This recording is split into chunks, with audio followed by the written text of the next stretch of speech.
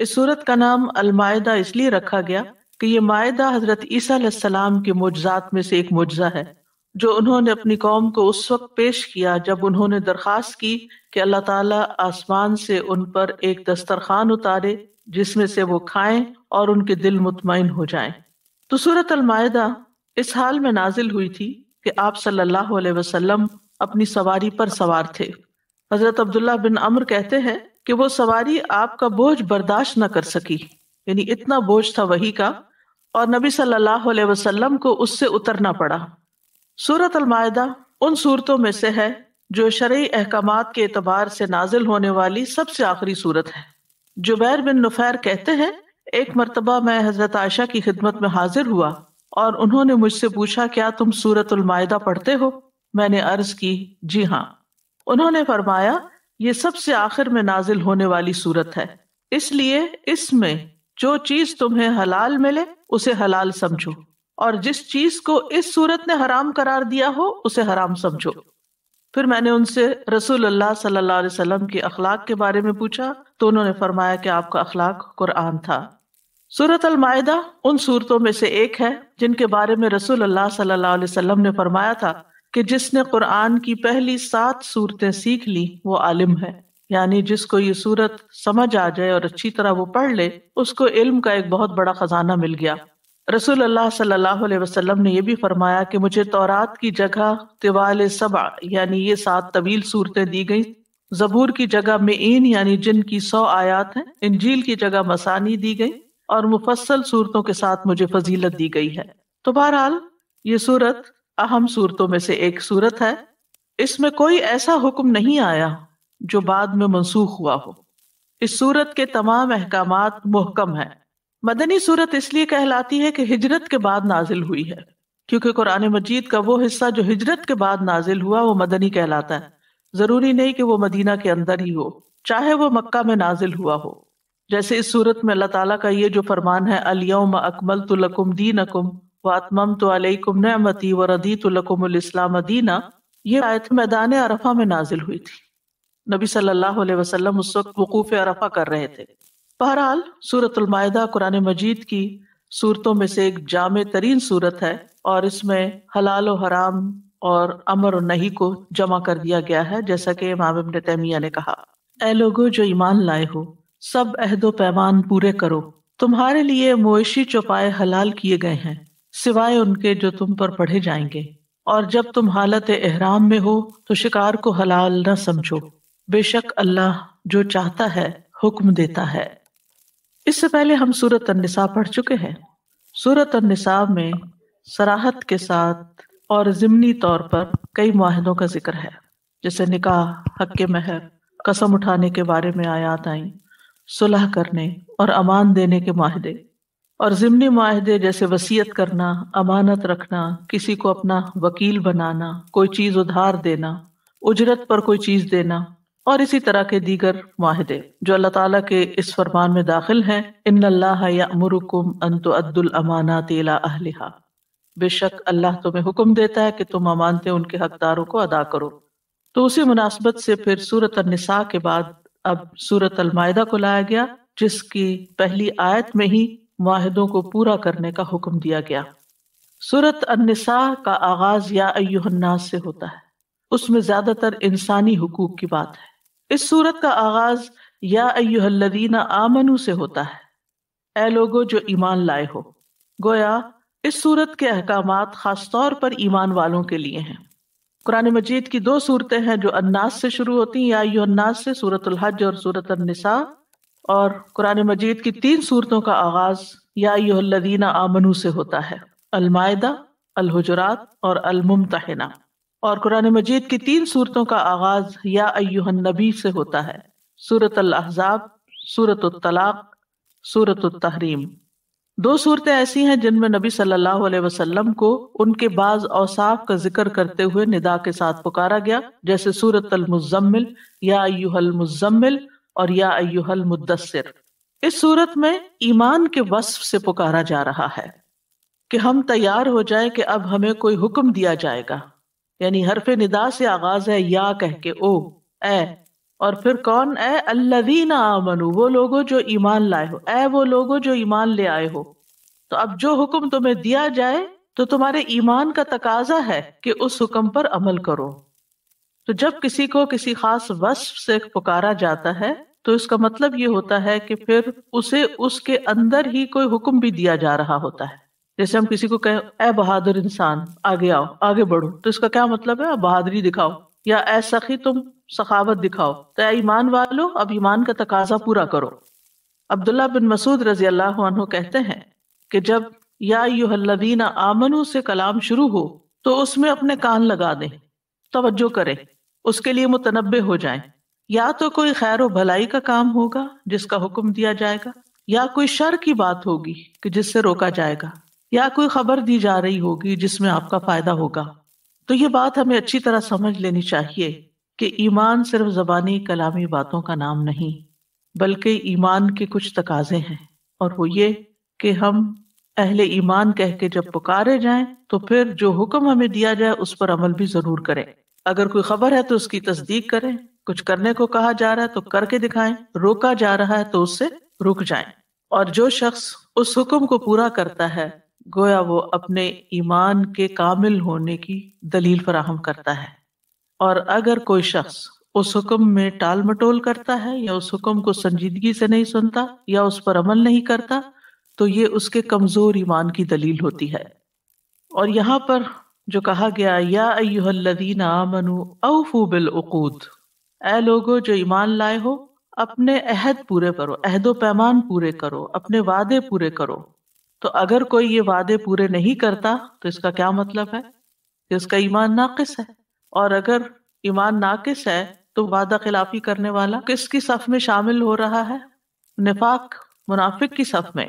بہت سے لوگ ایسے ہوتے ہیں کہ جو ویسے دیندار ہوتے ہیں، نماز بھی پڑھتے ہیں، روزہ رکھتے ہیں، مسجد میں بھی آتے جاتے ہیں، صدقہ خیرات بھی کر لیتے ہیں، لیکن جب ان کا کسی کے ساتھ لین دین ہوتا ہے یا کوئی وعدہ معاہدہ ہوتا ہے تو اس کو صحیح طور پر پورا نہیں کرتے۔ بعض لوگوں کے مالی معاملات درست نہیں ہوتے، حلال حرام کی پرواہ نہیں کرتے۔ اسی طرح شادی بیاہ کے معاملات میں میاں بیوی کے درمیان ایک معاہدہ ہوتا ہے، یہ جو نکاح ہے یہ ایک معاہدہ ہے، ایک سوشل کانٹریکٹ ہے۔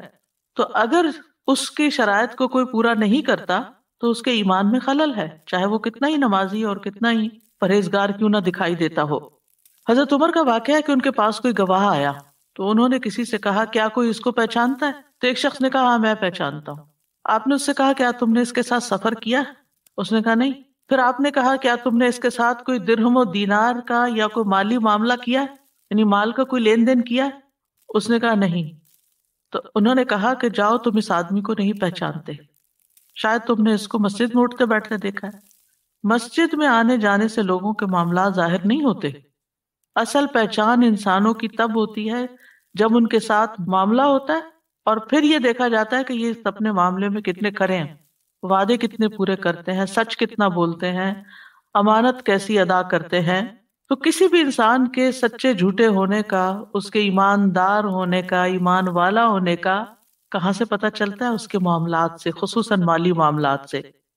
تو یا ایھا الذین آمنو کہہ کے پہلی آیت میں کیا حکم دیا جا رہا ہے؟ پہلا تو اوفوا بالعقود کا ہے، دوسرا احلت لکم بہیمۃ الانعام، بہیمۃ الانعام کو حلال کرنے کا، یہ تمہارے لیے حلال ہے، ان کو حلال سمجھو۔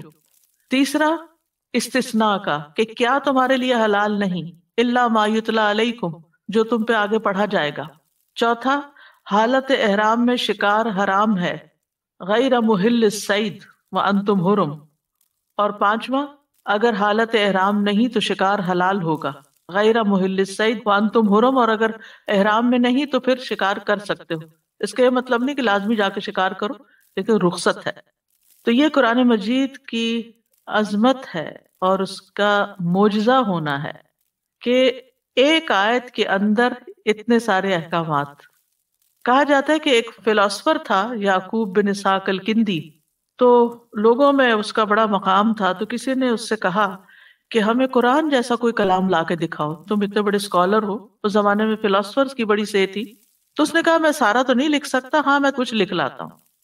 کچھ دن گزر گئے تو اس کے پاس گئے تو کہنے لگا کہ میرے لیے بہت مشکل ہے.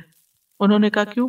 اس نے کہا کہ میں نے جب مصحف کھولا کہ میں اس جیسی کوئی چیز لکھوں تو سورۃ المائدہ نکلی. جب میں نے اس کی پہلی ہی آیت پڑھی تو اس میں اللہ سبحانہ و تعالیٰ نے یا ایھا الذین آمنوا کہہ کے پکارا، پھر وعدہ پورا کرنے کا حکم دیا، یعنی وعدہ توڑنے سے روکا. پھر عام طور پر جو چیزیں حلال ہیں ان کا ذکر کیا، پھر بعد میں استثناء کا ذکر کیا الا ما یتلی علیکم، پھر اس کے بعد ایک اور استثناء کا ذکر کیا غیر محل الصید، غیرہ بھی استثناء کے لیے. پھر اپنی قدرت بیان فرمائی ان اللہ یحکم ما یرید. یہ سب کچھ اللہ نے 2 سطروں میں بیان کر دیا ہے. کوئی اور ان باتوں کو لکھنے لگتا تو اس کو کتنے رسالے لکھنے پڑتے، جبکہ اللہ تعالیٰ نے یہ بات 2 سطروں میں بیان کر دی ہے کہ اس نے ہمیں پکارا بھی، حکم بھی دیا، اور صرف حکم نہیں دیا کہ وعدے پورے کرو بلکہ وعدے توڑنے سے بھی روکا. پھر عام تحلیل کا ذکر کیا، پھر اس کے بعد اس کو ایگزامپٹ کیا، پھر اس کے بعد مزید کیا، اور پھر ایک یہ ہے کہ جو جانور حرام ہیں ان کا ذکر آگے آئے گا، اور دوسرا یہ کہ احرام کی حالت میں شکار بھی حرام ہے، چاہے حلال جانور کا وہ بھی نہیں کھا سکتے تم. خیر اس کی تفصیل آگے آئے گی. آخر میں پھر اپنی قدرت کے بارے میں خبر دی ان اللہ یحکم ما یرید. تو قرآن مجید میں یہ جو استثناء کا لفظ ہے اللہ کا، یہ بہت دفعہ آیا ہے، اور اللہ کے بعد پھر غیرہ کا لفظ جو آ گیا تو استثناء پر استثناء ہے. تو عام طور پر کیا ہوتا ہے کہ ندا کے بعد یا ایھا الذین آمنوا کہہ کے حکم ہوتا ہے، امر ہوتا ہے، یا نہیں ہوتی ہے یعنی منع کیا جاتا ہے، یا کوئی خبر ہوتی ہے. اور اس میں امر بھی ہے اور نہیں بھی ہے، اور یہ قرآن کا معجزہ ہے کہ چند لفظوں کے اندر اتنا کچھ بتا دیا گیا. بہرحال پہلا حکم جو دیا گیا وہ ہے اوفو بالعقود. اوفو کا لفظ ایفا سے ہے، وفا سے. ایفا، ایفا کہتے ہیں کسی چیز کو مکمل اور پوری طرح بجا لانا کہ اس میں کوئی کمی نہ ہو اور نہ ہی اس کے ساتھ کوئی نقص ہو، پورے کا پورا ہولسم. جب انسان کسی چیز کو اپنے اوپر لازم کر لے تو پھر اس کے ادا کرنے کو کہتے ہیں وفا بالعہد. جیسے ابراہیم علیہ السلام کی صفت بھی آتی ہے وَإِبْرَاهِيمَ الَّذِي وَفَّى، کہ انہوں نے وفا کا حق ادا کر دیا. جو چیزیں ان کے اوپر ڈالی گئی تھی، جس امتحان سے انہیں گزارا گیا تھا، اس میں وہ پوری طرح اترے، یعنی انہوں نے کوئی کمی نہیں چھوڑی. تو وفا یعنی اوفا بمانا پورا کرنا. بلا من اوفا بعہدہ، جیسے سورۃ آل عمران میں آتا ہے، کیوں نہیں جو شخص اپنا عہد پورا کرے، اور جو پورا نہ کرے تو اس کے لیے کیا ہے ویل للمطففین، پیسے تو پورے لے لے لیکن ناپ تول میں کمی کرے. تو اوفو بالعقود، عقود کا لفظ عقد کی جمع ہے. عقد کہتے ہیں گرہ کو، اور عہد کا لفظ بھی آتا ہے، وعدے کا لفظ بھی آتا ہے، اور یہاں عقود کا لفظ آیا ہے. ان سب کے اندر وعدے کا معنی پایا جاتا ہے، اور میثاق کا لفظ بھی آتا ہے. یہ مضبوط عہد ہے. عقد اصل میں گرہ کو کہتے ہیں نا، عقدۃ النکاح بھی آتا ہے، پکی گرہ لگائی جاتی ہے جب نکاح کی، ویڈ لاک بھی کہتے ہیں. راغب اصفہانی کہتے ہیں کہ عقدن کسی چیز کے مختلف اطراف کو یکجا کرنے کو کہتے ہیں. جیسے دھاگا ہے نا، تو اس کا ایک سرا ادھر ہے اور ایک ادھر ہے، تو ان کو کیا کیا، ایک جگہ اکٹھا کر کے ان کو ناٹ لگا دی. یہ عقد ہوتا ہے. جیسے رسی کو گرہ لگائی جاتی ہے، اسی طرح عمارت کی بنیاد رکھنے کے لیے بھی آتا ہے. خرید و فروخت کا جو کانٹریکٹ ہوتا ہے اس کے لیے بھی آتا ہے. تو بیسیکلی جو کانٹریکٹس ہیں ان کے اندر جو شرائط لکھی جائیں ان کو پورا کرو. مثلا آپ نے کسی کو مکان کرائے پہ دیا ہے، تو جس نے دیا ہے کچھ اس کے ذمہ داریاں ہوگی، جس نے لیا کچھ اس کی ہوگی، اور وہ باقاعدہ اسٹامپ پیپر کے اوپر معاہدہ لکھا جاتا ہے، اور پھر اس کے بعد سگنیچر ہوتے ہیں، گواہ ہوتے ہیں. اب جب عمل کی باری آتی ہے تو بعض اوقات مالک مکان کی طرف سے کوتاہی ہوتی ہے اور بعض اوقات دوسری پارٹی کی طرف سے، تو یہ عقد کی خلاف ورزی ہو جاتی ہے. اسی طرح بیع و شراء کے معاہدے ہوتے ہیں، نکاح کا معاہدہ ہوتا ہے، کئی طرح کے معاہدے ہوتے ہیں. تو عقد وہ معاہدہ ہوتا ہے جو انسان کسی دوسرے کے ساتھ مضبوط اور ٹھوس طریقے پہ کرتا ہے، یعنی لکھت پڑھت جس میں ہو جاتی ہے. عقد کا اپوزٹ جو ہوتا ہے نا وہ حل ہوتا ہے. حللت الحبل کہتے ہیں رسی کھولنے کو. اور بعض لوگوں نے عقد اور عہد میں فرق بھی کیا ہے. وہ کہتے ہیں عقود عہد سے زیادہ پختہ ہوتا ہے، اس میں زیادہ پختگی اور شدت کا معنی ہوتا ہے. عقد 2 لوگوں کے درمیان ہوتا ہے، 2 طرفہ ہوتا ہے، جیسے میں نے کانٹریکٹ کی مثال دی. اور عہد کبھی ایک اکیلا شخص بھی کر لیتا ہے، آئی پرومس، میں وعدہ کرتا ہوں. اب دوسرا تو صرف سن رہا ہے، پرومس ایک شخص کر رہا ہے، تو یہ عہد ہوتا ہے یا وعدہ ہوتا ہے. ٹھیک ہے. تو ہر عقد عہد کہلاتا ہے، لیکن ہر عہد عقد نہیں ہوتا۔ تو عقود میں کیا چیزیں شامل ہیں؟ وہ ساری چیزیں شامل ہیں جن کے بارے میں اللہ نے ہم سے وعدے لیے ہیں، فرائض، واجبات، مستحب اعمال، جو چیزیں ہم پر لازم کی ہیں۔ یعنی ہم جب اسلام لاتے ہیں تو ہم ایک طرح سے اللہ سبحانہ تعالیٰ کے ساتھ عہد کرتے ہیں کہ ہم آپ کی بات مانیں گے، اور اللہ تعالیٰ کا وعدہ کیا اس کے بدلے میں کہ میں تم سے پھر راضی ہوں گا اور تمہیں جنت میں داخل کروں گا۔ وہ جیسے آتا ہے نا سورۃ توبہ کے اندر، ان اللہ اشتری من المؤمنین اموالہم وانفسہم بان لہم الجنہ، اور پھر آگے جا کے آتا ہے فاستبشروا ببیعکم الذی بایعتم بہ۔ تو یہ بیع جو ہوتی ہے، خرید و فروخت جو ہوتی ہے، اس میں بھی ایک معاہدہ ہوتا ہے۔ تو انسان اللہ سبحانہ تعالیٰ سے ایمان لا کر لا الہ الا اللہ کہہ کے وعدہ کرتا ہے۔ اور ویسے وہ عہد الست بھی آپ کو یاد ہوگا کہ عہد الست میں بھی جب اللہ سبحانہ تعالیٰ نے فرمایا الست بربکم قالوا بلا شہدنا، کیوں نہیں، آپ ہی ہمارے رب ہیں اور ہم اس کی گواہی دیتے ہیں۔ تو بہرحال عقود میں وہ وعدے بھی شامل ہیں جو ہم مختلف معاملات میں ایک دوسرے کے ساتھ کرتے ہیں، اور عہد میں وہ چیزیں ہوتی ہیں جو انسان کسی کو کہتا ہے یا بعض اوقات خود اپنے ساتھ کمٹمنٹ کر رہا ہوتا ہے، اپنے ساتھ عہد کر رہا ہوتا ہے، آئندہ سے میں یہ نہیں کروں گا، میں یہ ضرور کروں گا، یعنی اپنے دل میں۔ اور بعض اوقات قسم کی صورت میں وعدہ کر رہے ہوتے ہیں، بعض اوقات آپ نظر مان رہے ہوتے ہیں، تو نظر بھی اللہ کے ساتھ ایک وعدہ ہوتا ہے، یعنی کہ نیکی کے کام کی کوئی کمٹمنٹ کر لینا کہ میں اپنی زندگی میں یہ کام کروں گا، اللہ کی خاطر یہ خرچ کروں گا، یا یہ مسجد بنواؤں گا، یا کنواں کھدواؤں گا۔ تو یہ ساری چیزیں جو ہیں یہ ان عقود کے اندر آ جاتی ہیں۔ اسی طرح بعض کا خیال یہ ہے کہ اس سے مراد وہ عہد ہے، یعنی مسلمانوں سے کہا جا رہا ہے جو جاہلیت میں کسی مظلوم کی خاص طور پر مدد کرنے کا وعدہ کیا جاتا تھا، جیسے حلف الفضول ہے۔ تو ایمان والوں کو حکم دیا جا رہا ہے کہ ان عہدوں کو بھی پورا کرو جو تم نے دور جاہلیت میں باندھے۔ اسی طرح خرید و فروخت اور نکاح کے معاہدے، تو عقود کا یہاں پر عمومی معنی لیا جائے گا، یعنی ہر طرح کے وعدے جن کا بھی میں نے ذکر کیا نا، چاہے وہ حلف ہو، قسم ہو، نظر ہو، فرائض ہوں، واجبات ہوں، مالی معاملات ہوں، نکاح کے معاملات ہوں، ایون بچوں سے کیے ہوئے عہد وعدے جو ہیں وہ بھی اس میں آ جاتے ہیں۔ قرطبی کہتے ہیں اس کا معنی ہے کہ اللہ نے تم سے جو عہد دیا اس کو پورا کرو، اور تم ایک دوسرے سے جو عہد کرتے ہو ان کو بھی پورا کرو، یعنی اللہ سے بھی کیا ہوا اور بندوں سے بھی کیا ہوا۔ اور یہ تمام معنی اس بات کی طرف لوٹتے ہیں کہ یہ عموم کا فائدہ دیتے ہیں، عموم کا یعنی عام بات ہو رہی ہے یہاں پر، صرف دور جاہلیت کی بات نہیں ہو رہی۔ تو بہرحال عموماً عقود جو ہوتے ہیں وہ تین قسم کے ہوتے ہیں، ایک اللہ اور بندے کے درمیان کا معاہدہ، جیسے لا الہ الا اللہ کہہ کے ہم اللہ تعالیٰ کو اپنا معبود مانتے ہیں اور خود اپنے آپ کو عبد سمجھتے ہیں، تو اللہ کے حق میں کمی نہ کرنا۔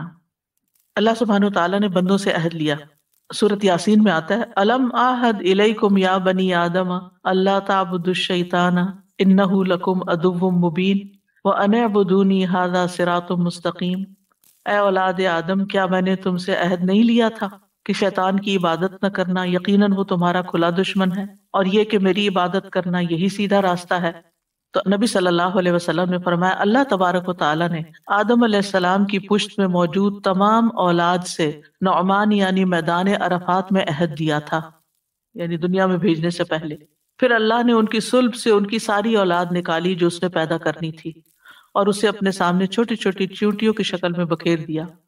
پھر ان کی طرف متوجہ ہو کر ان سے کلام کیا، فرمایا الست بربکم، کیا میں تمہارا رب نہیں؟ قالوا بلا، سب نے کہا جی ہاں۔ تو اس عہد کو بھی پورا کرنا ہے۔ پھر اسی طرح نماز قائم کرنے، زکوٰۃ دینے اور رسولوں کی مدد کرنے کا عہد لیا گیا بنی اسرائیل سے۔ وَلَقَدْ أَخَذَ اللَّهُ مِيثَاقَ بَنِي إِسْرَائِيلَ، اللہ تعالیٰ نے بنی اسرائیل کو ایک اور جگہ پہ کہا یا بنی اسرائیل اذکروا نعمتی التي انعمت علیکم وأوفوا بعہدی اوفی بعہدکم۔ پھر سورۃ آل عمران میں کتاب اللہ کو تھامنے کا عہد وَإِذَا أَخَذَ اللَّهُ مِيثَاقَ الَّذِينَ أُوتُوا الْكِتَابَ لَتُبَيِّنُنَّهُ لِلنَّاسِ، جب اللہ نے لوگوں سے پختہ عہد لیا جنہیں کتاب دی گئی کہ تم ہر صورت اسے لوگوں کے لیے صاف صاف بیان کرو گے اور چھپاؤ گے نہیں۔ پھر اسی طرح نظر ماننا بھی اللہ اور بندے کے درمیان عہد ہوتا ہے، جیسے کوئی کہے میں نظر مانتا ہوں کہ میں صدقہ کروں گا، یا میں روزہ رکھوں گا، یا میں عمرہ کروں گا، تو اس طرح کی باتیں چاہے انسان اپنے دل میں ہی کر رہا ہو، کسی کو بول کے بھی نہ بتائے، تو اللہ اس پر گواہ ہوتا ہے اور وہ اس کو پورا کرنا ہوتا ہے. تو ان کو بھی پورا کرنا چاہیے. جیسے قرآن مجید میں آتا ہے نا، ثم لیقضوا تفثهم وليوفوا نذورهم، یعنی حج پہ جب لوگ آئیں تو اپنا میل کچیل صاف کریں، بعد میں جب حج مکمل ہو جائے اور اپنے نظر نیاز پورے کریں جو انہوں نے وعدے کیے تھے کہ اللہ اگر ہمیں حج پہ لے جائے تو ہم یہ اور یہ کام کریں گے. اور سورۃ الدہر میں بھی آتا ہے یوفون بالنذر، کہ اللہ کے جو خاص بندے ہیں وہ نظر پوری کرتے ہیں. لیکن یاد رکھیے کہ وہ نظر پوری کرنی چاہیے جو اللہ کی اطاعت میں مانی گئی ہو. جو اللہ کی نافرمانی کی نظر ہو تو وہ نہیں ماننی چاہیے. اسی طرح روزہ، نماز اور زکوٰۃ یہ بھی سب عقد میں شمار ہوتے ہیں. ثم اتم الصیام الی اللیل جیسے آتا ہے، کیونکہ جب ہم ایک دفعہ روزہ رکھ لیتے ہیں نا تو اس کو شام تک پورا کرنا ہوتا ہے. یہ ہم ایک وعدے میں آ جاتے ہیں، یعنی کمٹمنٹ نبھانی ہوتی ہے اپنی. اور جو وعدہ توڑے اس کے لیے قرآن مجید میں سخت وعید بھی کی گئی ہے. والذین ینقضون عہد اللہ من بعد میثاقہ وَيَقْطَعُونَ مَا أَمَرَ اللَّهُ بِهِ أَن يُوصَلَ وَيُفْسِدُونَ فِي الْأَرْضِ أُولَٰئِكَ لَهُمُ اللَّعْنَةُ وَلَهُمْ سُوءُ الدَّارِ. وہ لوگ جو اللہ سے کیے ہوئے وعدے کو توڑ دیتے ہیں پختہ کرنے کے بعد، اور اس چیز کو کاٹ دیتے ہیں جس کے متعلق اللہ نے حکم دیا کہ اس کو ملایا جائے، جیسے رشتوں کو، اور زمین میں فساد کرتے ہیں، یہی لوگ ہیں جن کے لیے لعنت ہے اور ان کے لیے اس گھر کی خرابی ہے. پھر کچھ معاہدے بندے اور رسول اللہ صلی اللہ علیہ وسلم کے درمیان ہیں کہ ہم آپ کی اتباع کریں گے، آپ کی اطاعت کریں گے. عبادہ بن صامت کہتے ہیں کہ ہم نے رسول اللہ صلی اللہ علیہ وسلم سے خوشی اور ناخوشی دونوں حالتوں میں آپ کی بات سننے اور اسے ماننے پر بیعت کی تھی. تو یہ جو بیعت ہوتی ہے نا، یہ بھی ایک معاہدہ ہوتی ہے. تو امید ہے آپ کا ذہن وسیع ہوا ہوگا. ان ساری ٹرمینالوجیز کو جو ڈفرنٹ جگہوں پہ آپ سنتے ہیں، پڑھتے ہیں، یہ ساری ایک جگہ یہاں اکٹھی کر دی گئی ہیں. تیسرا ہے بندوں کے آپس میں ایک دوسرے سے معاہدے. اس میں وہ سارے معاہدے شامل ہیں، مثلا والدین کے ساتھ، بیوی کے ساتھ، اولاد کے ساتھ، رشتہ داروں کے ساتھ، ہمسایوں کے ساتھ، جاب پلیس پر، اور بزنس پارٹنرز کے ساتھ. پھر نکاح کے معاہدے، کرائے کے، قرضے کے، یہ سارے کے سارے معاہدے پورے کرنے ہوتے ہیں، سوائے اس معاہدے کے جس میں شریعت کے خلاف کوئی بات ہو رہی ہو. اور عقد کا پورا کرنا لازم ہے، چاہے آپ نے کسی نان مسلم کے ساتھ ہی کیوں نہ کیا ہو.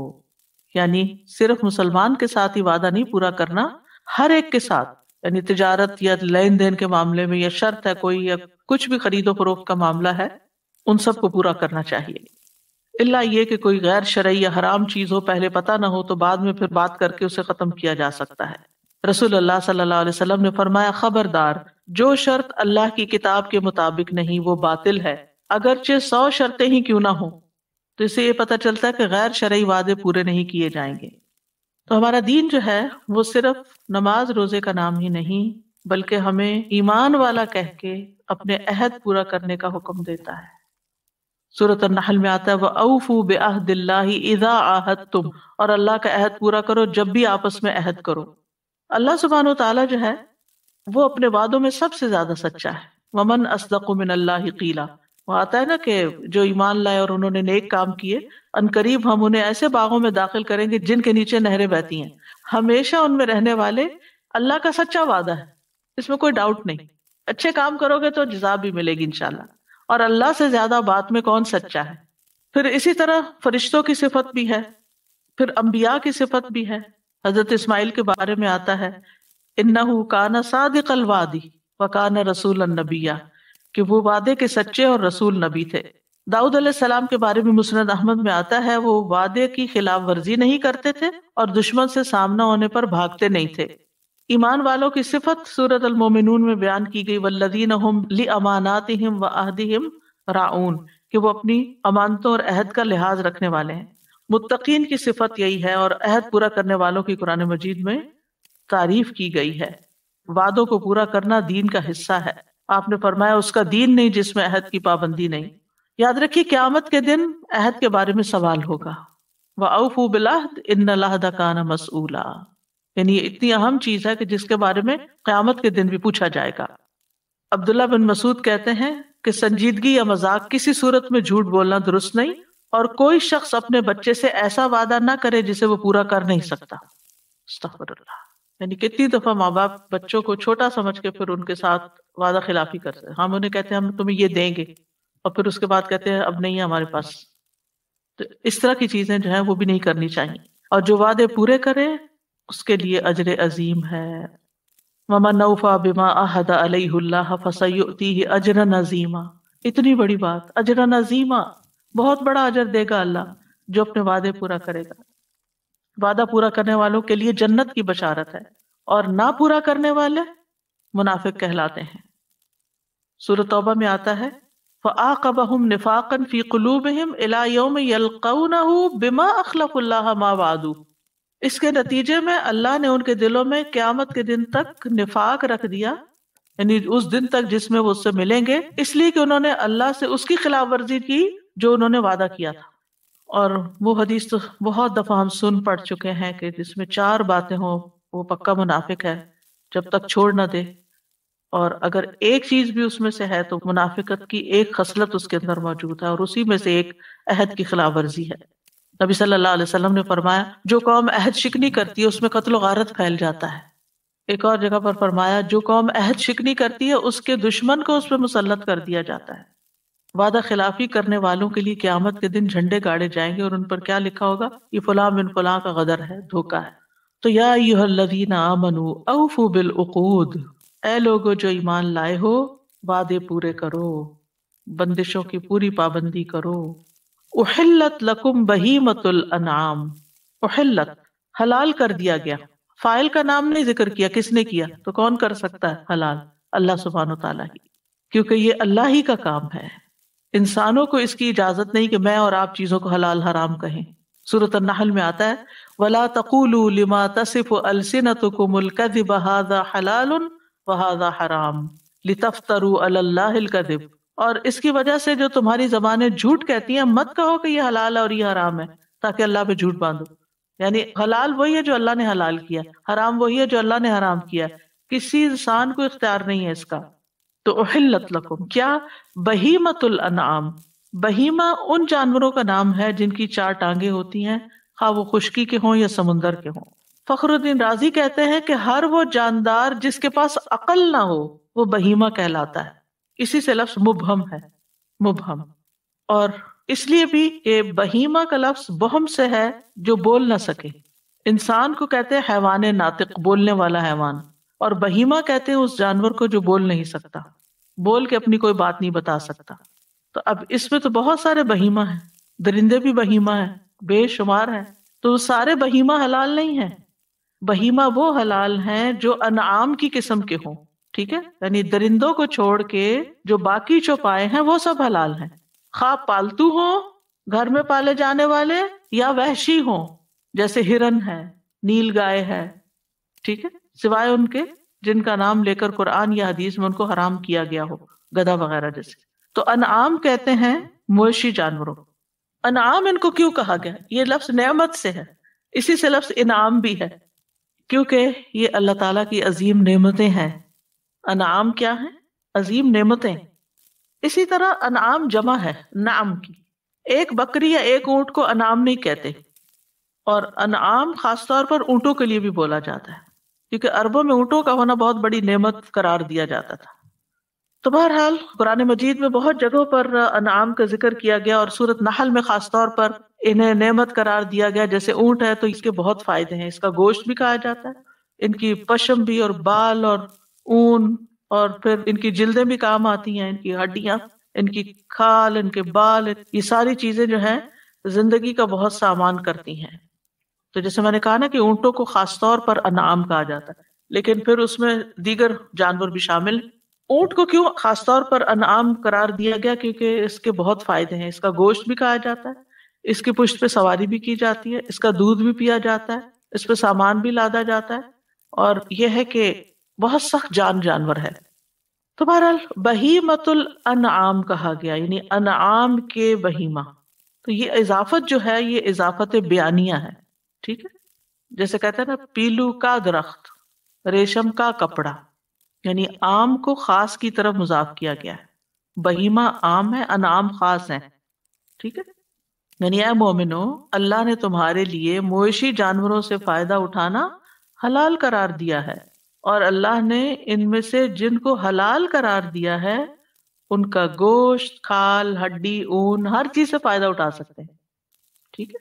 اسی طرح ہر وہ جانور یا پرندہ جو اپنی غذا نباتات سے حاصل کرتا ہو وہ بھی حلال ہے۔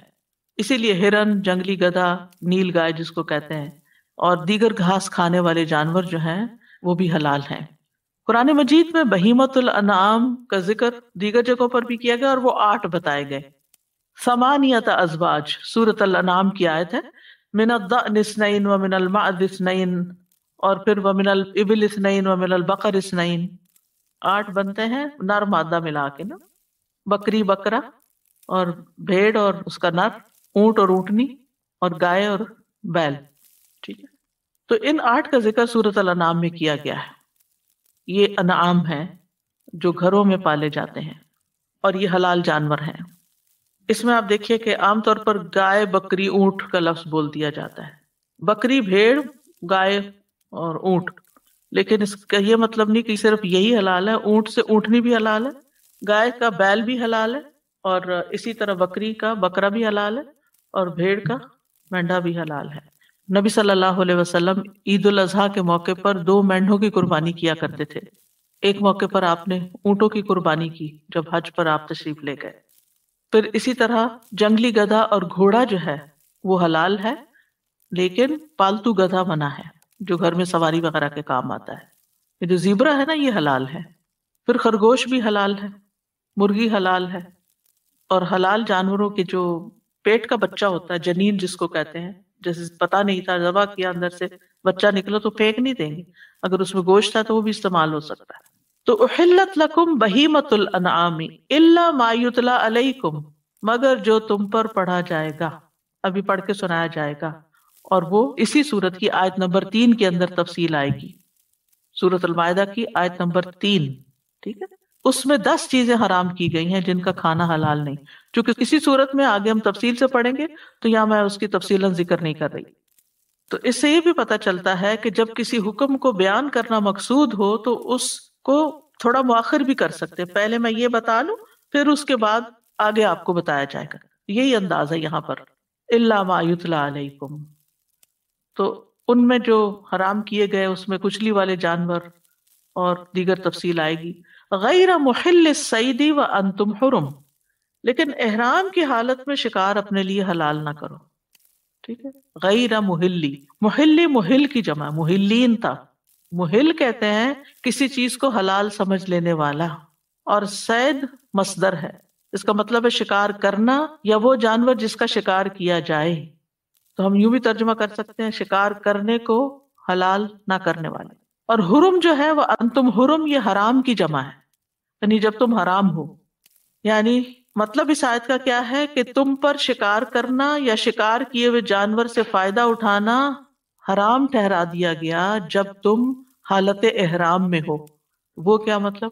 2 چیزیں اس میں آتی ہیں، ایک یہ کہ تم نے احرام پہنا ہوا ہو، وہ جو کپڑے پہنتے اور نیت کر لی ہو، ٹھیک ہے، اور دوسرا کیا ہے، حرم کے اندر، چاہے تم نے احرام نہیں بھی باندھا ہوا لیکن حرم کے اندر جو شکار نہیں کر سکتے۔ تو رجل حرام وہ ہوتا ہے جس نے حج یا عمرے کے لیے احرام باندھا ہوتا ہے، اس میں کچھ چیزیں حرام ہوتی ہیں جیسے بال نہیں کاٹنے، ناخن نہیں کاٹنے، بیوی سے تعلق نہیں رکھنا وغیرہ وغیرہ، تو اسی طرح حالت احرام میں شکار بھی نہیں کر سکتے۔ سورۃ المائدہ ہی میں آتا ہے یا ایھا الذین آمنوا لا تقتلوا الصید وانتم حرم، اے لوگو جو ایمان لائے ہو شکار کو قتل نہ کرو جب تم احرام کی حالت میں ہو، اور اگر تم کرو گے تو پھر اس کا کفارہ وغیرہ بتایا جس کی تفصیل آگے آئے گی۔ احرام کی دوسری حالت جب انسان حرم کے اندر داخل ہو جائے اور اس کی وہ علامت مختلف جگہوں پر لگی ہوئی ہے کہ اب آپ حرم میں داخل ہو رہے ہیں، تو حرم وہ وسیع علاقہ ہے جہاں پر شکار حرام ہے، کچھ اور پابندیاں بھی ہیں۔ حرم 2 ہیں بس، ایک حرم مکہ ہے، ایک حرم مدینہ ہے، تیسرا کوئی حرم نہیں۔ مسجد اقصیٰ کی بہت سی فضیلتیں ہیں، اس کی طرف سفر کیا جا سکتا ہے عبادت کے لیے، لیکن اس کے وہ احکامات نہیں جو مکہ اور مدینہ کے ہیں۔ تو مکہ کی طرح نبی صلی اللہ علیہ وسلم نے مدینہ کو بھی حرم قرار دیا۔ آپ نے فرمایا جبل عیر سے سور تک کے درمیان سارا علاقہ حرم ہے، اور مدینہ میں اگر آپ گئے ہو تو آپ نے دیکھا ہوگا حدود الحرم کے نام سے وہ پلر کھڑے ہوتے ہیں مختلف جگہوں پر، اور اس کے اندر کا علاقہ حرم ہے اور باہر ہل ہے. اور اس میں جو حرم کا علاقہ ہے اس میں نہ درخت کاٹتے ہیں، نہ شکار کو بگا سکتے ہیں، نہ گری پڑی چیز اٹھا سکتے ہیں. عام لقطہ جو ہوتا ہے نا، کہیں سے گری پڑی چیز آپ کو ملی تو 1 سال تک اعلان کر کے آپ استعمال کر سکتے ہیں. لیکن اگر مکہ مدینہ سے کوئی گری پڑی چیز آپ کو ملی تو ساری زندگی اعلان کرنا پڑے گا، آپ اس کو استعمال نہیں کر سکتے. یہ بھی حرام ہے. وہاں کوئی گری پڑی چیز اٹھانی نہیں چاہیے، یہ بہت بڑی ذمہ داری ہو جاتی ہے. پھنس گیا ساری زندگی کے لیے انسان، اب مالک تک پہنچاؤ. اور وہاں تو لوگ آ رہے ہیں جا رہے ہیں، پتہ نہیں کون آیا تھا کون نہیں، تو پڑی رہے وہیں. ان اللہ یحکم ما یرید، بے شک اللہ تعالیٰ فیصلہ کرتا ہے جو وہ چاہتا ہے، جو وہ ارادہ رکھتا ہے.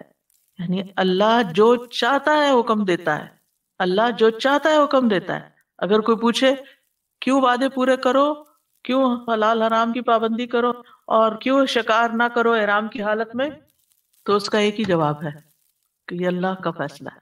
یحکم فیصلہ کرنے کے لیے بھی آتا ہے نا، اللہ جو چاہتا ہے فیصلہ کرتا ہے، جو چاہتا ہے حکم دیتا ہے. تو کچھ اللہ تعالیٰ کے احکامات قدری ہوتے ہیں، کونی قدری، اور کچھ شرعی ہوتے ہیں. کونی قدری کیا ہے؟ جو تقدیر سے متعلق فیصلے کر دیے اللہ نے. اور شرعی جو قرآن مجید میں یا سنت میں ہمیں احکامات اللہ تعالیٰ کے پتہ چلتے ہیں. تو یہ آیت جو ہے یہ قرآن مجید کی انتہائی فصیح و بلیغ آیت ہے. اس ایک ہی آیت میں 5 احکامات بتا دیے گئے. اس سے ایمان کے تقاضے بھی پتہ چلتے ہیں، اور پھر یہ کہ جب اہم حکم کسی کو دینا ہوتا ہے تو پکار کر اس کو متوجہ کر کے پھر دیا جاتا ہے. پھر یہ کہ وعدوں کو پورا کرنا واجب ہے، غیر شرعی وعدے پورے نہیں کرنے چاہیے. معاہدے کے لیے ضروری نہیں کہ وہ صرف قولی طور پر ہو، بلکہ معاہدے لکھے بھی جاتے ہیں. معاہدے میں رکھی گئی شرائط کو بھی، یعنی معاہدے کو پورا کرنے کا مطلب ہے اس کے اندر جو شرائط لکھی گئی ہیں ان کو بھی پورا کرنا چاہیے، وعدوں کو توڑنا نہیں چاہیے. اور اس میں روزمرہ کے وعدے بھی شامل ہیں عقود کے اندر. اور بہیمۃ الانعام کو جو اللہ نے حلال کیا تو یہ ہمارے اوپر بہت بڑا احسان کیا، نعمت کی. اور اصل حکم کیا ہے کہ تمام جانور حلال ہیں، حرام ہونے کے لیے دلیل چاہیے، اور وہ ہمیں قرآن و سنت سے پتہ چل جاتی ہے. پھر یہ بھی پتہ چلا کہ احرام کی حالت میں شکار کی حرمت ہے، اور حدود حرم میں شکار کرنا منع ہے. اگر وہاں کسی نے شکار کیا تو اس کو کھایا نہیں جا سکتا، اور جانور کو حلال طریقے سے ذبح کر کے شکار کرنا بھی حلال نہیں ہے. پھر احرام کی تعظیم کا یہاں ایک طرح سے ہمیں حکم پتہ چلتا ہے کہ احرام کی اپنی کچھ پابندیاں ہیں، ان کو نبھانا ضروری ہے. اور جو احرام کی حالت میں نہ ہو اس کے لیے شکار جائز ہے، بشرطے کہ وہ حرم سے باہر ہو. اور پھر یہ ہے کہ مختار کل صرف اللہ ہے، فیصلوں کا اختیار اللہ کے پاس ہے، ساری قدرت اس کے پاس ہے. ہمیں اللہ تعالیٰ کے احکامات کو ماننا چاہیے چاہے ہمیں اس کی حکمت نہ بھی پتہ چلے، اور شرعی احکامات پر اعتراض نہیں کرنا چاہیے. شریعت کے احکامات پر اعتراض نہیں کرنا چاہیے. اے لوگو جو ایمان لائے ہو، اللہ کی نشانیوں کی بے حرمتی مت کرو، اور نہ ہی حرمت والے مہینے کی، اور نہ قربانی کے جانور کی، اور نہ پٹے والے جانوروں کی، اور نہ بیت الحرام کا ارادہ کرنے والوں کی، جو اپنے رب سے فضل اور رضامندی چاہتے ہیں. اور جب تم احرام کھول دو تو شکار کر سکتے ہو، اور کسی قوم کی دشمنی تمہیں ان سے زیادتی کرنے پر آمادہ نہ کرے کہ انہوں نے تمہیں مسجد حرام سے روکا تھا. اور نیکی اور تقوی پر باہم تعاون کرو، اور گناہ اور زیادتی پر ایک دوسرے سے تعاون نہ کرو، اور اللہ سے ڈرو، بے شک اللہ سخت سزا والا ہے. پھر خطاب ہے، یا ایھا الذین آمنو، اے لوگو جو ایمان لائے ہو، لا تحلوا، نہ تم حلال قرار دو، شعائر اللہ، اللہ کے شاعر کو. شاعر کا لفظ جو ہے شعیرہ کی جمع ہے، جو فعیلت ان کے وزن پر ہے، یعنی وہ چیز جس پر نشان لگایا گیا ہو، یا جو بطور علامت مقرر کی گئی ہو. یعنی اس سے مراد وہ چیزیں ہیں جن کا اللہ تعالیٰ کے ساتھ خاص تعلق ہو، اور اس تعلق کی بنا پر ان کی تعظیم کی جاتی ہو. علماء کہتے ہیں کہ شاعر اللہ سے مراد نمبر 1 مناسک حج ہیں، یہ ابن عباس کا قول ہے. ابن عباس نے یہ بھی کہا کہ اس سے مراد وہ چیزیں ہیں جنہیں اللہ نے حالت احرام میں حرام کیا، وہ شاعر اللہ ہیں. سدی کہتے ہیں اس سے مراد اللہ کا حرم ہے. عطا کہتے ہیں اس سے مراد اللہ کی حدود ہے، جیسے حلال، حرام، مباح، ممنوع احکام.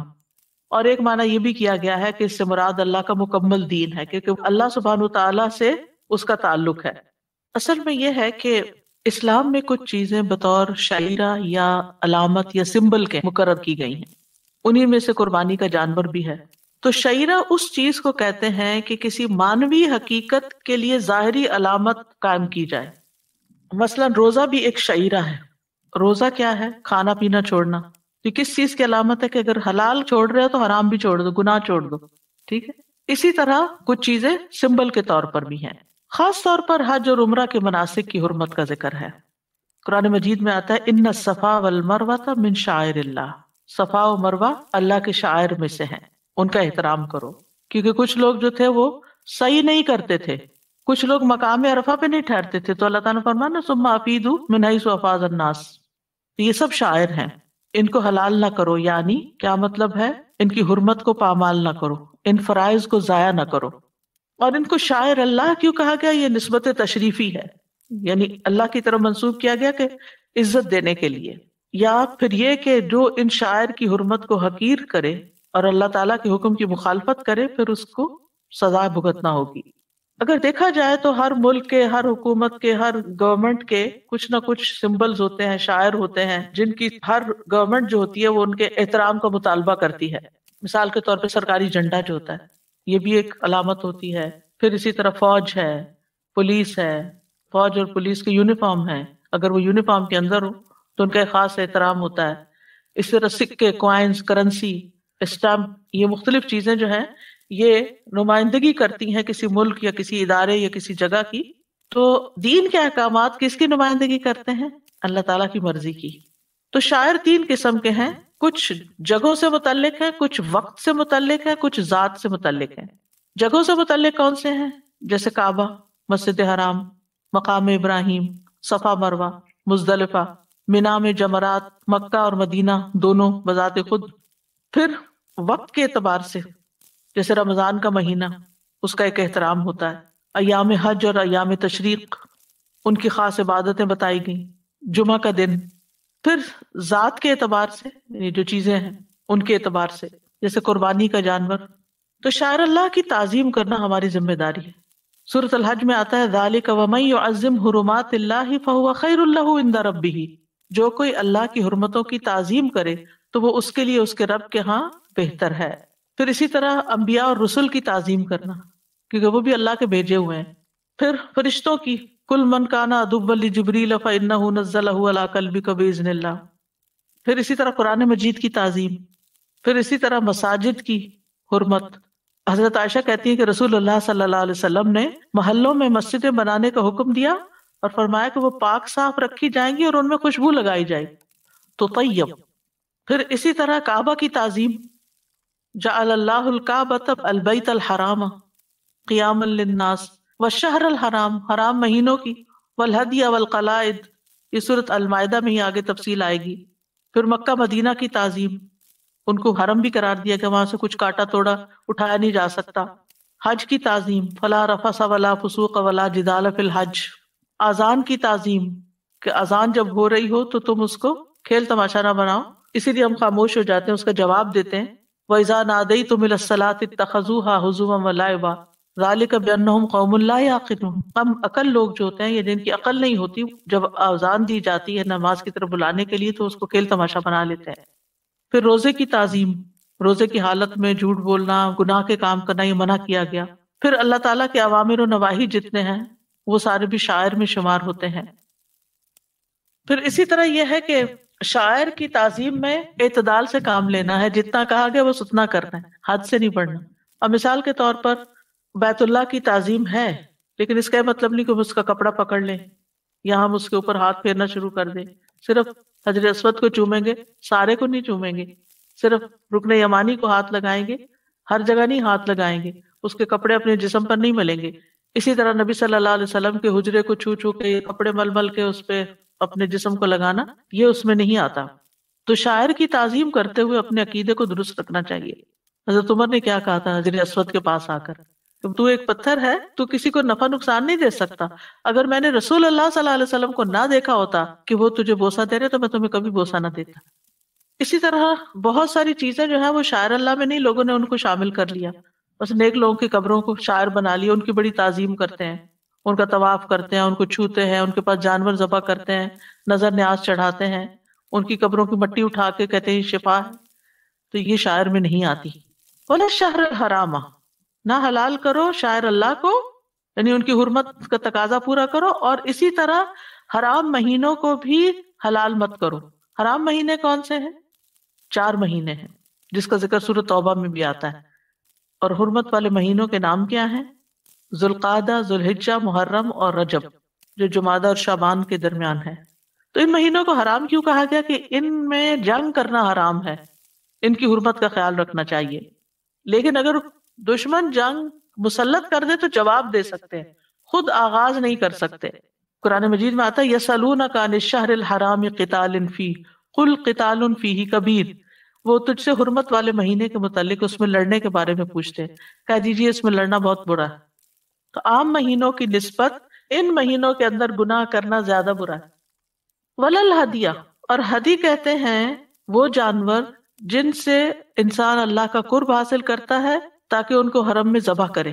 ہدیہ کی جمع ہے، یعنی ما یہدی للکعبہ، کعبہ کی طرف، بیت اللہ کی طرف، یعنی مکہ بھیج کے قربانی کے جانور ذبح کروانا. تو ان کی حرمت بھی پامال نہیں کرنی چاہیے، یعنی گائے بکری وغیرہ جنہیں ذبح کرنے کے لیے مکہ یا مینا لے جایا جاتا ہے. تو ہدی کو حلال ٹھہرانے کا مطلب کیا ہے؟ میقات سے پہلے ہی ان کو ذبح کر لینا، ان کو روک دینا، راستے میں کہ روک دینا یا بیچ دینا یا کچھ اور کرنا. تو قربانی کے جانور بھی شاعر میں سے، ان کا الگ ذکر کیا گیا ہے کیونکہ بہت سے لوگ پھر کچھ چیزوں کے بارے میں سستی کا شکار ہو جاتے ہیں. تو یہاں ان کی بھی اہمیت بتائی گئی. سبحان اللہ، جو جانور کعبہ لے جائے گا تو اس کی اتنی ویلیو ہے، تو جو انسان کعبہ کی طرف جائے پھر اس کا کیا ٹھکانا. ولل قلائد، اور نہ قلادے، ان کی بھی بے حرمتی نہیں کرو. قلائد جو ہے قلادت ان کی جمع ہے. یہ وہ چیز ہے جو مکہ لے جائے جانے والے جانور کے گلے میں لٹکائی جاتی، ہار، اور وہ نشانی کے طور پہ پہنایا جاتا تھا تاکہ راستے میں چور ڈاکو کو بھی پتا چلے کہ یہ کعبہ کی طرف جا رہے ہیں، اس لیے ان کے گلوں میں یہ ڈالا گیا. بعض اوقات اہل عرب رسی وغیرہ اور بعض اوقات کو جوتا وغیرہ لٹکا دیتے تھے، اونٹ کی بال کی بٹی ہوئی رسی ڈالتے تھے خاص طور پر. تو قلادہ ڈالے ہوئے جانوروں کی حرمت پامال نہیں کرنی چاہیے، اور خاص طور پر یہاں ان کا ذکر کیا گیا کہ ان کو نقصان نہ پہنچاؤ. نبی صلی اللہ علیہ وسلم قربانی کے جانوروں کو قلادہ پہناتے تھے.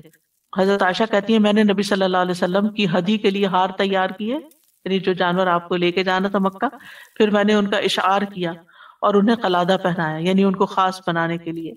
پھر آپ نے انہیں بیت اللہ روانہ کیا، یعنی خود شاید نہیں گئے تھے. تو یعنی اگر ہم جیسے یہاں خود نہیں بھی جا سکتے تو وہاں کسی کو قربانی کرنے کا کہہ سکتے ہیں، اگر کوئی ہمارے بہاف پر کر دے اور ہم اس کو پیمنٹ کر دیں، یا کوئی جا رہا ہو تو اس سے بھی کہہ سکتے ہیں. پھر اسی طرح قربانی کے جانوروں پہ سوار ہو سکتے ہیں، ان کی تعظیم کے خلاف نہیں یہ بات. دور جاہلیت میں بھی قربانی کے جانوروں کی تعظیم کی جاتی تھی، اور اگر ضرورت پڑے تو وقت سے پہلے ذبح کیا جا سکتا ہے کہ بیمار ہونے لگے ہیں یا کوئی اور ایسی چیز آ گئی. ولا آمین البیت الحرام، اور نہ بیت الحرام جانے والوں یعنی قصد کرنے والوں کو تم بے حرمت کرو. یبتغون فضلا من ربہم ورضوانا، جو اپنے رب کا فضل اور رضامندی چاہتے ہیں. یہاں بیت الحرام سے مراد کعبہ ہے تو وہ ایک ہی کمرہ، یعنی جس کے ستون ہے، چھت ہے اور ایک ہی کمرہ ہے، لیکن اس کو گھر کہا گیا تعظیم کے لیے. تو کعبہ کی وجہ سے اس کے ارد گرد کی مسجد حرام کہلاتی ہے، اور پھر اس کے آس پاس کا جو علاقہ ہے اس کو بھی محترم قرار دیا گیا ہے. اتنا محترم ہے وہ گھر. لیکن اگر کسی وجہ سے کعبہ کی کوئی توڑ پھوڑ ہوئی، یعنی توڑ پھوڑ سے مراد یہ نہیں کہ خرابی، ویسے اگر اس کی رینوویشن ہو رہی ہے تو اس کے جو ٹکڑے ہیں وہ محترم نہیں ہو جائیں گے. ٹھیک ہے کہ لوگ اپنے گھروں میں لے آئیں یا کچھ. بعض لوگ تبرک کے لیے وہ غلاف کعبہ لٹکاتے، ویسے آپ نے لٹکانا ہے تو لٹکائیں، لیکن یہ نہ سمجھے کہ اس کی کوئی خاص برکت ہے. یبتغون فضلا من ربہم ورضوانا، وہ اپنے رب کا فضل اور رضامندی چاہتے ہیں. فضل سے مراد تجارت ہے، دنیا کا فائدہ، اور رضوان سے مراد حج کی عبادت کا فائدہ، اللہ کی رضامندی. یعنی یہ حج کے سفر میں دنیا اور آخرت دونوں کے فائدے حاصل کرتے ہیں، یعنی اس میں دین دنیا دونوں کو جمع کر دیا گیا ہے. کیونکہ دوسری جگہ پر آتا ہے سورۃ البقرہ میں لیس علیکم جناح ان تبتغوا فضلا من ربکم، تم پر کوئی گناہ نہیں کہ اپنے رب کا کوئی فضل تلاش کرو. تو یہ دنیا کا فضل ہے، یعنی جو حج کے لیے آتا ہے وہ خرید و فروخت کرتا ہے، بازار میں جاتا ہے تو کوئی حرج نہیں ہے، خرید و فروخت کر سکتے ہیں.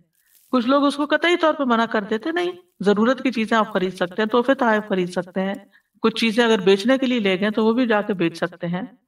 تو اللہ کے گھر کا قصد کرنے والوں کو روکے نہیں، اللہ یہ کہ پینڈیمک ہو. تو پھر حدیبیہ کے موقع پر کفار نے مسلمانوں کو بیت الحرام سے روک دیا تھا، تو آپ صلی اللہ علیہ وسلم نے اپنی قربانی کو ذبح کیا. کئی لوگ پوچھتے ہیں نا وہ عمرے پہ گئے تھے قربانی کیوں لے گئے تھے؟ وہ تو آپ نہ بھی جائے تو قربانی وہاں بھیج سکتے ہیں. ٹھیک ہے، آپ نے حج پہ بھی قربانی کی، عمرے پہ بھی کی اور ویسے بھی بھیجی. تو آپ نے وہاں حدیبیہ میں ہی اپنا سر منڈوا دیا اور پھر صلح ہو گئی تھی کہ اگلے سال ہی عمرہ کریں گے. وَإِذَا حَلَلْتُمْ فَاصْطَادُوا، اور جب تم حلال ہو جاؤ تو شکار کرو. اس کا مطلب تحلل اول ہے، یعنی جب تم احرام کی پابندی سے حلال ہو جاؤ، اور یہ 10 تاریخ کو جمرہ عقبہ کو کنکریاں مارنے سے ہوتا ہے. عید کے دن جب کنکریاں مار چکتے ہیں تو آپ حلال ہو جاتے ہیں. اور یہ پورا حلال ہونا نہیں ہے، صرف بیوی حرام ہوتی ہے، باقی چیزیں حلال ہیں، یعنی عورتوں کے سوا ہر چیز حلال ہے. فاصطادوا، فاصطادوا کا مطلب کیا ہے؟ تم شکار کر سکتے ہو، یعنی کرو. کرو کا مطلب یہ نہیں کہ ہر وہ شخص جو احرام کھولے وہ جا کے پہلے شکار کرے، یہ حکم نہیں دیا جا رہا یہاں. اور جیسے آتا ہے نا فَإِذَا قُضِيَتِ الصَّلَاةُ فَانتَشِرُوا فِي الْأَرْضِ، جب نماز پوری ہو جائے تو زمین میں پھیلے. اس کا مطلب نہیں کہ آپ نماز پڑھ کے باہر ضرور نکلیں. وَلَا يَجْرِمَنَّكُمْ شَنَآنُ قَوْمٍ أَن صَدُّوكُمْ عَنِ الْمَسْجِدِ الْحَرَامِ أَن تَعْتَدُوا، کسی قوم کی دشمنی تمہیں اس بات پہ آمادہ نہ کرے کہ تم ان پہ زیادتی کرو اس لیے کہ انہوں نے تمہیں مسجد حرام سے روکا تھا. یعنی پرانی دشمنیوں کی وجہ سے تم بھی ان کو بیت اللہ میں داخل ہونے سے منع نہ کرو. یجرمنکم کا لفظ جو ہے یہ جرم سے ہے، جیم را میم. اس کا مطلب ہوتا ہے کسی کو اکسانا. شنعان شدید نفرت کو کہتے ہیں، یعنی کسی کی شدید نفرت تمہیں اس بات پر نہ اکسائے کہ تم ان سے زیادتی کرو. دشمن سے عفو کا حکم دیا جا رہا ہے. اصل میں اشارہ ہے اس بات کی طرف کہ جب مشرکین نے حدیبیہ کے دن مسجد حرام میں جانے سے روک دیا تھا مسلمانوں کو، عمرہ نہیں کرنے دیا تھا، کہ اب اس کا بدلہ نہیں لیتے رہنا کہ تم اب مکہ فتح کر چکے ہو تو اب تم ان کو نہ آنے دو. اس سے یہ بات بھی پتہ چلتی ہے کہ جو زیادتی کرے اس کے ساتھ زیادتی نہیں کرنی چاہیے. زیادتی کرنے والے پر زیادتی نہیں، معاف کر دینا چاہیے، درگزر سے کام لینا چاہیے. وَتَعَاوَنُوا عَلَى الْبِرِّ وَالتَّقْوَى، نیکی اور تقوی کے کاموں پر تعاون کرو. تعاون تفاعل سے ہے، ایک دوسرے کی مدد کرنا، ایک دوسرے کا ساتھ دینا. بر کہتے ہیں اطاعت کے کاموں کو، اور تقوی کہتے ہیں حرام کاموں کو چھوڑ دینا، بچنا. بر کرنا اور تقوی بچنا اگر ساتھ ساتھ آ رہے ہیں، ورنہ بر میں سارے نیک اعمال مراد ہیں اور حرام کام بھی چھوڑنا مراد ہے. یعنی بر میں تمام نیکی کے کام شامل ہو جاتے ہیں. بر کا دائرہ زیادہ وسیع ہے. آیت بر میں آپ نے دیکھا پورا دین ہی کور ہو جاتا ہے. تو یہاں بر اور تقوی کا بہت خوبصورت تعلق ہے. اور پھر لوگوں کے ساتھ تعاون کرنا نیکی اور تقوی کے کاموں میں. مثلا اگر کوئی آپ سے کوئی مسئلہ پوچھتا ہے، کوئی سوال پوچھتا ہے تو آپ اس کو جواب دیں. کوئی کہتا ہے یہ چیز مجھے پکڑا دو تو آپ اسے پکڑا دیں. کوئی کہتا ہے مجھے وضو کرا دو، وضو کرا دیں. بیمار ہے تیمم کرنا مانگتا ہے تو آپ تیمم کرا دیں. دوائی کھلا دیں، کسی کو کوئی گروسری کر کے لا دے، کسی کو کھانا پکا کے بھیج دیں. یعنی کسی بھی قسم کی نیکی جو تم کر سکتے ہو، جو تمہارے بس میں ہے، تو تم اس کے ساتھ تعاون کرو. اور نیکی کی تو بہت ساری قسمیں ہیں. اپنے ہاتھ سے کام کر کے کسی کو فائدہ پہنچانا، کچھ کما کے اس کا صدقہ کرنا، اور اسی طرح کوئی پریشان حالت اس کی پریشانی دور کرنا، نیکی کا حکم دینا، برائی سے روکنا. پھر اگر کچھ بھی نہیں کر سکتے اور انسان برے کام میں ہاتھ نہیں ڈالتا تو یہ بھی ایک نیکی ہے. کسی کو سواری میں مدد دینا، اوپر سوار کرا دینا، کسی کا سامان اٹھا کے رکھ دینا، اچھی بات کہنا، نماز کے لیے ایک ایک قدم چل کے جانا، کسی کی طرف دیکھ کے مسکرانا، کسی بھولے بھٹکے کو رستہ دکھانا، نابینا کے ساتھ چلنا، رستے سے ہڈی پتھر کانٹا ہٹا دینا، اپنے ڈول سے کسی کے ڈول میں پانی ڈال دینا، کسی کی تکلیف دور کر دینا، کسی کی مشکل آسان کر دینا، کسی کی پردہ پوشی کر دینا، کسی کی شادی کرا دینا، رشتہ کرا دینا، کسی کے جنازے پہ جانا، کوئی فوت ہو جائے تو اس کے لیے دعا کر دینا، کوئی تنہا ہے ڈپریشن کا شکار ہے اس کی تنہائی دور کرنا، اور نیکی کے کام بتا بھی دینا کسی کو کہ دیکھو فلان جگہ یہ مشکل ہے، یہ تم کر لو تو یہ بھی نیکی شمار ہو جائے. الدال علی الخیر کفاعلہ، نیکی کی طرف رہنمائی کرنے والا ایسا ہی ہے جیسے خود نیکی کر رہا ہو. ولا تعاونوا علی الاثم والعدوان، اور گناہ اور زیادتی کے کاموں میں کسی سے تعاون مت کرو. اسم کہتے ہیں نافرمانیوں کو جو اللہ کے حق سے تعلق رکھتی ہے، اور عدوان وہ نافرمانی ہے جو بندوں کے حق سے تعلق رکھتی ہے. لیکن اگر دونوں کو الگ الگ ذکر کیا جائے تو اسم میں اللہ کا حق بھی اور بندوں کا دونوں کا ہی آ جاتا ہے، اور عدوان کا لفظ بولا جائے تو اس میں اللہ کے حق میں گناہ کرنا بھی ہوگا اور زیادتی کرنا بھی. گناہ پہ تعاون میں کیا کیا چیزیں شامل ہیں؟ مثلا اگر کوئی شخص شراب پیتا ہے تو اس کو پیسے دے دینا، کوئی نشہ کرتا ہے تو اس کو فیسیلیٹیٹ کرنا، کوئی حرام کام کرنے جاتا ہے تو اس کو شے دینا یا اس کو منع نہ کرنا. تو ظالم کو ظلم سے نہ روکنا، گناہ کرنے والے کو گناہ سے نہ روکنا، یہ بھی گناہ پہ تعاون ہے. یعنی وہ دیکھ رہا ہے کہ آپ اسے کچھ نہیں کہہ رہے تو وہ من موجی کر رہا ہے. تو گناہ پہ تعاون کرنے پر اللہ کی مسلسل ناراضگی ہوتی ہے۔ نبی صلی اللہ علیہ وسلم نے فرمایا جو شخص کسی ناحق مقدمے میں کسی کی مدد کرے وہ تب تک اللہ کی ناراضگی میں رہتا ہے جب تک اسے چھوڑ نہ دے۔ پھر اسی طرح گناہ پہ جو مدد کرتا ہے وہ ایسا ہی ہے جیسے وہ خود گناہ کر رہا ہو۔ تو خود کو اس چیز کا عادی بھی بنانا چاہیے کہ تعاونوا علی البر والتقوی ولا تعاونوا علی الاثم والعدوان واتقوا اللہ ان اللہ شدید العقاب، اور اللہ سے ڈرو بے شک اللہ سخت سزا دینے والا ہے۔ واتقوا اللہ کا کیا مطلب ہے کہ جن باتوں کا اللہ نے حکم دیا ہے وہ کرو، جن سے رکنے کو کہا رک جاؤ، اگر ایسا نہیں کرو گے تو سخت سزا ملے گی، شدید عذاب ملے گا۔ شدید العقاب کا مطلب شدید العذاب۔ تو اس آیت سے پتہ چلتا ہے کہ شاعر اللہ کی بے حرمتی حرام کام ہے اور ایمان میں نقص کی علامت ہے، اور اگر ان چیزوں کی پابندی کرے جس کا اس آیت میں حکم دیا گیا ہے تو یہ ایمان بڑھانے کا سبب ہے۔ شاعر اللہ کی تعظیم دراصل اللہ کی تعظیم ہے۔ حدی کے جانوروں کو بے حرمت نہیں کرنا چاہیے۔ پھر حج اور عمرہ کرنے والوں کا بھی ایک احترام ہے۔ مسجد حرام کی طرف نیک نیتی سے قصد کرنا چاہیے۔ یبتغون فضلا من ربہم ورضوانا، اجر اور اللہ کی رضا کی نیت سے عبادت کرنا درست ہے، اور بیت اللہ کی طرف جانے والوں پہ اللہ کا فضل اور احسان ہے۔ اور پھر یہ ہے کہ اللہ سبحانہ تعالیٰ ہر ایک کے ساتھ عدل کرے گا اور عدل کو پسند کرتا ہے۔ وَلَا يَجْرِمَنَّكُمْ شَنَآنُ قَوْمٍ أَن صَدُّوكُمْ عَنِ الْمَسْجِدِ الْحَرَامِ أَن تَعْتَدُوا، ظلم حرام ہے، اور اسی طرح عداوت رکھنا اور بغض رکھنا یہ بھی پسندیدہ نہیں۔ نیکی اور تقوی کے کاموں میں ایک دوسرے سے تعاون کرنا چاہیے، گناہ کے کاموں میں نہیں کرنا چاہیے، اور اللہ کا تقوی اختیار کرنا چاہیے۔ واتقوا اللہ ان اللہ شدید العقاب، کیونکہ اللہ کا عذاب بہت سخت ہے، اسے ڈرنا چاہیے، اس سے بچنا چاہیے۔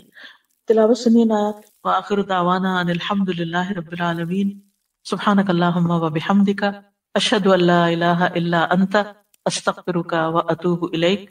السلام علیکم ورحمۃ اللہ وبرکاتہ۔